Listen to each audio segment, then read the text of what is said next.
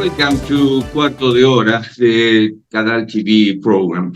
The quality of democracy in developing and transition countries has continually deteriorated over the past 18, 20 years, more or less. Today, there are only 63 democracies compared to a majority of 74 autocracies. This is demonstrated by the transformation index of the Bertelsmann Foundation, BTI, which is published for the 10th time this year. There is still a reason for hope, yes, as a trend of reversal is possible.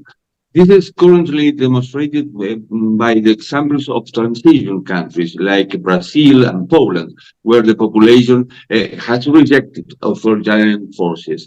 In the early years of the BTI, democracies around the world were significantly less pressured.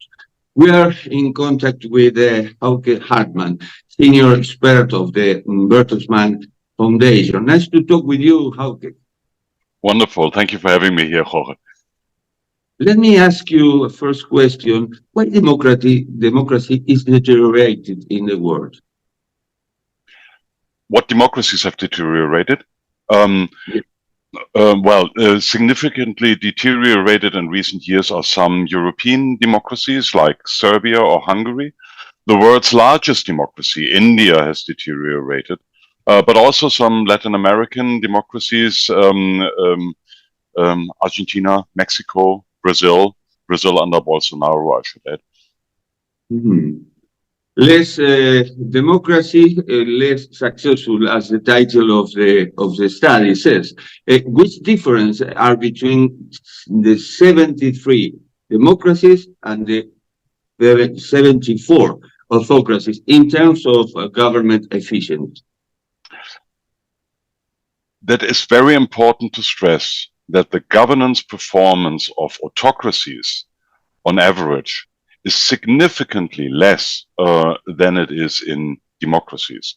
Among the 50 countries that we are ranking worst in our governance index, 46 are autocracies.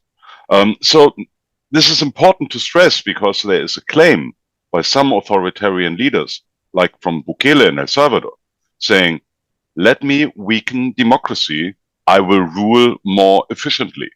If I have an obedient parliament, if the judiciary is no longer controlling me, then I can get rid of gang violence. And that is a very, very dangerous promise, because we see that autocracies perform significantly worse than democracies, but at the same time, you end the democratic system, meaning you make a political sacrifice, but you do not really know what's coming out, and odds are very, very likely that you get worse governance afterwards. So you have a democracy system, but in one hand. Yes, exactly. So you have a democratic system, and there is an authoritarian leaning leader promising to be more efficient if he only was allowed to dismantle democracy. And it turns out that no, he is not more successful. He's even worse, but democracy is gone. And that's really a very clear and present danger. We've seen it in El Salvador, but we've also seen it in Tunisia or in Benin, where authoritarian, or on the Philippines, Duterte, he made the very same point as Bukele. Give me the mandate, I'm going to get rid of the drug mafia. Well, the drug mafia is still there. But at the end of the day, we had massive human rights violations in the Philippines. As we read in the report, it's very important the role of the civil society. Yes, the role of civil society is very, very important, because in many, many cases, this is the last line of defense against authoritarian encroachment. But at the same time, it's necessary to stress that civil society resistance alone is not enough. Look at those sad places like Algeria, Iran, Nicaragua, Belarus, Myanmar. all places where people in the tens of thousands and even hundreds of thousands went to the street out in defense of democracy, but did not have any entry point into the political system. So the political protest, as massive as it was, basically evaporated or was violently suppressed.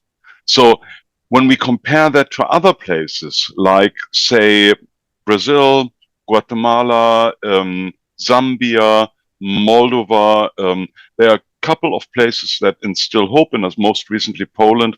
There are a couple of places where we saw also massive demonstrations, but these demonstrators were able to link up with the political system. They were able to find an opposition party that was able to bundle and channel the voices of dissent into the political arena. They found an electoral commission or a constitutional court that was willing to pick up their grief. They found courageous journalists that were still writing about anti-democratic measures. And all these network forces combined, they are able to do a turnaround, a democratic turnaround. But sometimes, how can the civil society is alone, like, Cuba, Nicaragua, Venezuela, in Latin America, for example. Also, Yes. Haiti, that is now growing the pressure to. At this time, we don't know what happened, what will happen in the island, in Haiti. Yes, that is true. Tragically, there is not so much that one can do. There was a certain sense of hopelessness, of helplessness, when you saw the courageous dissent, for example, in Cuba, in Nicaragua, in Venezuela, all those places.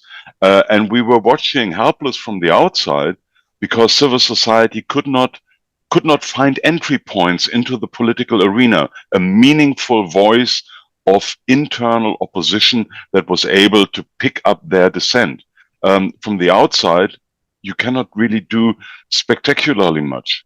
But the least that you can do, and I'm also saying that in self-reflection on the European situation, the very least you can do is give those democratic opposition representatives an asylum when they need it, give them a place of refuge, and if possible at all, and if the channels are trustworthy, try to support them. That's the very least we can do because they are fighting our fight. Mm-hmm.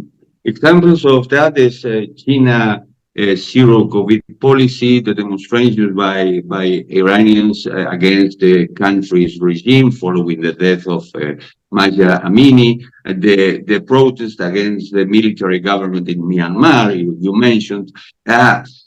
What changed after the Russian invasion of Ukraine in February 2022? Well, I believe that at least in Europe, there is a growing sense of urgency and of awareness that, yes, democracy is actually under attack. And we have been dormant, we have been neglectful, we have not looked at the Russian troops in West Africa. We have not looked at Chinese investment in Southern Africa. We have neglected all autocratic encroachments, which we had been seeing, but in the meantime, there was still a dollar to be made to be trading with China. Now, I'm not asking for economic disentanglement, and that would be stupid. There is still a hope that we can find some ways of dealing properly with each other. But we have seen that promises can be broken and will be broken if we are unattentive. So I think this definitely has changed. There is a growing sense of awareness. The BTI 2024 was just published this week, and the media attention has never been bigger. All those TV stations, radio stations, newspapers that reported on the BTI, to me, were an encouraging reflection on how seriously the media and with that public discourse is taking the threat to democracy these days. We didn't learn after the pandemic. I see with wars like, I mentioned Ukraine, but now We can also mention Israel against Franja de Gaza. Yes, yes. I think the learning curve is not very steep, and we need to pick up with our own learning curve. And it also is very important to think about how do we actually want to shape North-South relations. I think this is very, very important because there were a lot of promises broken. Promises broken on climate finance, on vaccination provision, on equal treatment in the markets that were all broken. And I do not blame prominent African representatives, for example, who say, yes, we can understand that you are obsessed with the Ukraine war in Europe, but we are pretty much engaged in thinking about the Tigray war, for example, in Ethiopia, with 10 times more dead people. And in your newspapers, this is not even worth a little bit of writing about. So you are taking a moral high road in asking us to condemn the Russian invasion that is not becoming you because you're breaking your own standards. And that is something that we definitely need to keep in mind. Because it depends a lot on the more advanced democracies also in Latin America to enter into a dialogue that is meaningful, but that is also trustworthy, that we can be believed that we are keeping our word. And in the past, this has often not been the case. Sometimes it's very difficult, the dialogue. Look, United States, for example, with Donald Trump, maybe he will win again the elections in November. Well, look, Brazil with Bolsonaro. Look, Argentina, Javier Milei, the new president. Also, Orbán in Europe.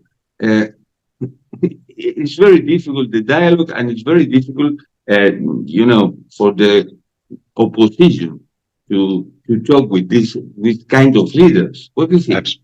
Absolutely so. We see an increasing number of polarized society. The BTI is also reflecting on that. The conflict intensity in society has risen continuously over the past 20 years, but not really as far as war or civil war is concerned. No, it's more that countries started with a low level of conflict intensity, which continuously rose to a medium level, and then you are having polarized societies. Now, if we are looking at Latin America, for example, we are seeing that poverty has increased significantly during the pandemic, that inequality remains high, and that the people are simply desperate. They are wanting better governance, more social inclusive governance, and they are not getting that.